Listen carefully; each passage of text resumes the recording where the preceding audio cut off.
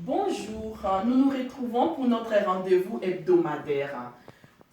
Aujourd'hui, nous allons parler de la nécessité de s'adonner à la lecture pour nous et nos enfants.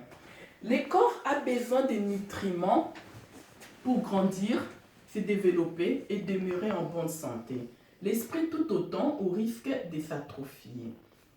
Nous pouvons lui fournir ces nutriments par les canaux, entre autres, de la lecture, qui est une source intarissable de divertissement et d'instruction. La lecture ôte le voile d'une partie de notre ignorance et attise notre curiosité par ce que nous y découvrons.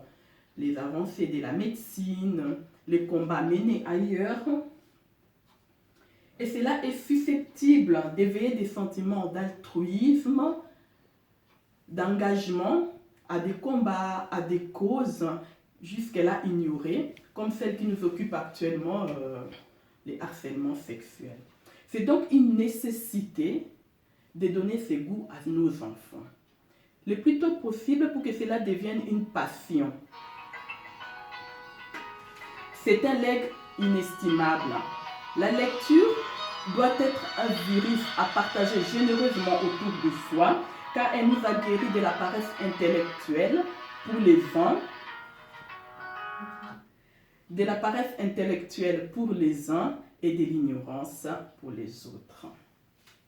Elle nous fait imaginer des lieux, des situations, collons notre regard par des reflets que nous découvrons dans les textes. Ma fille Patricia, qui a 9 ans, est actuellement en train de lire Twilight.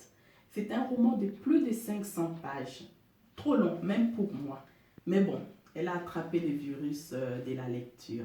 Donc, ce qui veut dire que nous pouvons amener nos enfants à lire. Petit à petit, en commençant, c'est très simple, il suffit de leur lire des histoires, dès que nous le pouvons bien sûr, et petit à petit, ils vont s'y adonner tout seuls pour découvrir enfin ce qui les attire. Bande dessinée, science-fiction, peu importe. Pour les adultes qui veulent s'y mettre aussi, c'est possible, on peut commencer par des revues et c'est comme ça qu'on va découvrir ce qui nous passionne, ce qui attire notre curiosité.